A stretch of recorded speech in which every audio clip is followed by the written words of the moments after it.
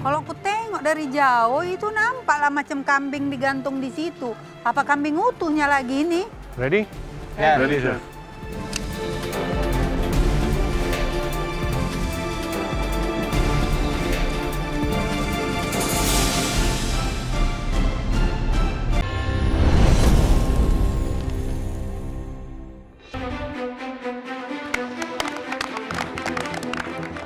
Kaget banget pas masuk galeri ada karung segede itu di depan.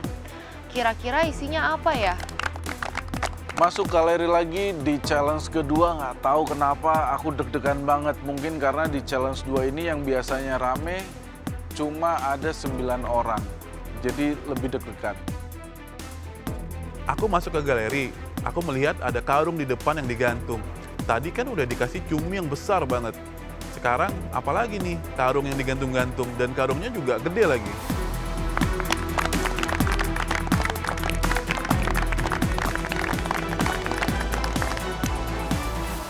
Kalian semua telah menyelesaikan tantangan pertama dengan cukup menarik dan berhasil ya. Sudah ada 3 grup yang aman, grup 2, grup 3, grup 4. Selamat, kalian semua aman.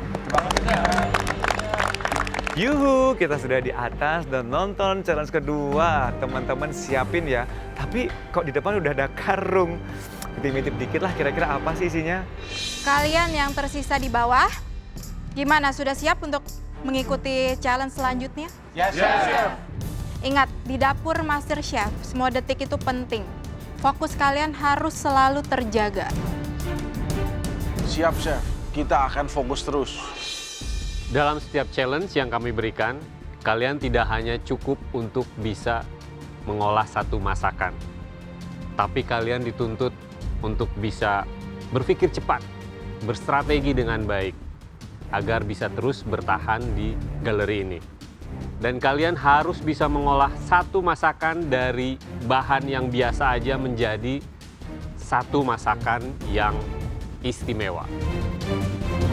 Waduh, ini kira-kira barang versatile kayaknya nih. Dan kadang-kadang yang kalian lihat tampak seperti mudah pun belum tentu itu mudah. Dan bisa jadi itu menjadi hambatan untuk kalian maju ke challenge berikutnya. Dan untuk kali ini kita siapkan sesuatu yang sederhana. Bahan yang sederhana itu malah biasanya tuh suka bikin orang tuh overthinking. Soalnya referensinya banyak, mau bikin apa? Kalau dilihat dari penampilannya sih di karung gini nih biasanya umbi-umbian nih. Tapi nggak tahu sih ini benar atau enggak. Tetapi tentunya tidak semudah itu. Semoga sederhana lah, Chef. Bener. Nggak usah yang susah-susah.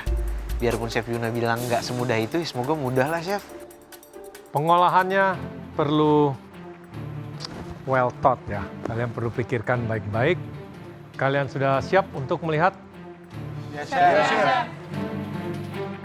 Kalau aku tengok dari jauh itu nampaklah macam kambing digantung di situ. Apa kambing utuhnya lagi nih? Ready? Ya. Ready, chef.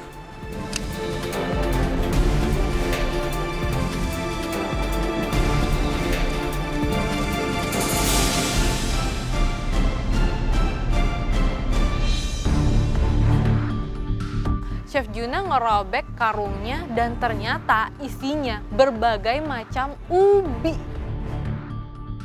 Wow, sangat plot twist, nggak nyangka bahwa ini bakalan challenge ubi. Bahan kalian bisa lihat aneka daripada ubi jalan.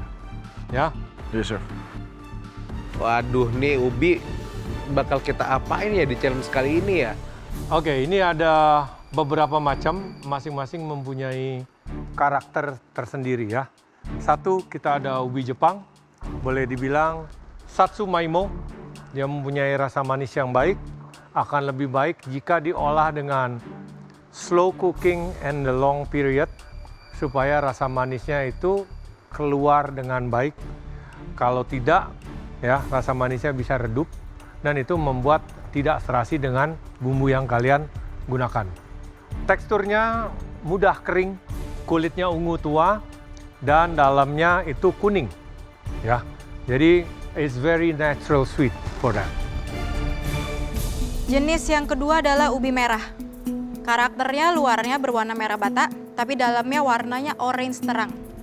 Rasa manisnya cukup subtle ya. Dia tidak terlalu manis, tapi ada sedikit hint. Karakter umbinya ada, wanginya masih terasa. Pressure point-nya mudah lembek. Kalau kamu overcook, pasti dia bisa buyar, hancur. Kadar airnya cukup tinggi. Artinya, kalau kamu mau bikin puree, harus evaporasi atau ditambahkan pengental lainnya. Kalau ubi menurutku itu walaupun berbeda warna, secara tekstur kurang lebih mirip ya. Jadi hanya ada di perbedaan warna dan rasa. Selebihnya semoga aku bisa mengolah ini dengan baik. Ubi ungu. Sudah pasti warna ubi tersebut ungu karena dia memiliki kandungan antosianin atau kadar antioksidan yang cukup tinggi. Untuk rasa manisnya dia tidak terlalu kuat, jadi bisa dibilang rasa ubi ungu itu lebih versatile. Teksturnya cenderung lebih kering dan dry. Pressure point-nya, karena teksturnya yang kering, jadi dia membutuhkan bantuan lemak, santan, dairy cream untuk membantu mengeluarkan flavor dari ubi yang ungu tersebut. Karena rasanya yang netral, jadi ubi ungu tersebut perlu seasoning yang lebih cermat. Aku akan bikin cheesecake dari ubi ungu. Warnanya pasti cakep. Kemudian ada ubi cilembu asal dari Indonesia, warna kulitnya krem, warna dagingnya kuning kemasan, dan dia mempunyai rasa manis yang sangat intens atau sangat kuat. Teksturnya lembut, agak lengket. Pressure point.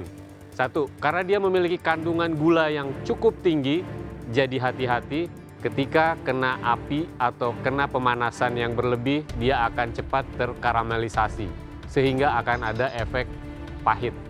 Kemudian, untuk tingkat kelembaban, hati-hati ketika ubi cilembu ini sudah dingin, dia teksturnya akan berubah menjadi kering dan flory. Kalau menurut aku yang paling gampang diolah itu sebenarnya ubi cilembu. Manisnya bagus, teksturnya bagus, warnanya juga bagus. Kalau ubi ungu, dia masih agak-agak sedikit bau tanah. Untuk keseimbangan rasa, sudah jelas karena rasanya yang manis, kalian harus hati-hati jika akan menambahkan gula dalam mengolah ubi cilembu ini. Paham semuanya? Yes, Dari 4 jenis ubi tersebut, aku tuh milih kayaknya antara ubi cilembu atau ubi Jepang yang ungu. Karena dua-duanya itu manis. Kira-kira bikin apa ya dari ubi biar jadi sesuatu? Oke, tantangan hari ini with a twist, yaitu kalian harus membuat satu hidangan yang terdapat 2 komponen daripada menggunakan jenis umbi-umbian tersebut. Sebelumnya aku udah sering banget ngolah ubi, jadi aku happy banget untuk dapet tantangan ini dan aku yakin aku nggak bakal masuk pressure test. Seharusnya ini lebih mudah daripada cumi. Cumi itu cuma bisa dibuat savory, sedangkan dengan umbi-umbian bisa banyak opsi. Bisa manis, bisa gurih. Jadi ya sebenarnya mereka harusnya bisa sih. Kalian tidak perlu menggunakan 2 jenis ubi, tapi membuat 2 komponen yang berbeda dalam satu piring yang harmonis dan serasi dalam sebuah hidangan. Aku langsung kepikiran kalau akan aku buat biji salak dan keripik ubi juga. Kalau aku dibawa, aku bakal bikin souffle dengan adonan yang udah aku campur dengan ube puree. Jadi kunci di hidangan ini adalah keselarasan dan keseimbangan. Tentunya harus match, harus cocok. Saya mau tambahkan sedikit tentang ubi cilembu. Kalau ada di antara kalian yang mau pilih ubi cilembu, perhatikan cara mengolahnya. Kalau kalian cuma mengukus atau merebus, karakter dari ubi cilembu tidak akan keluar.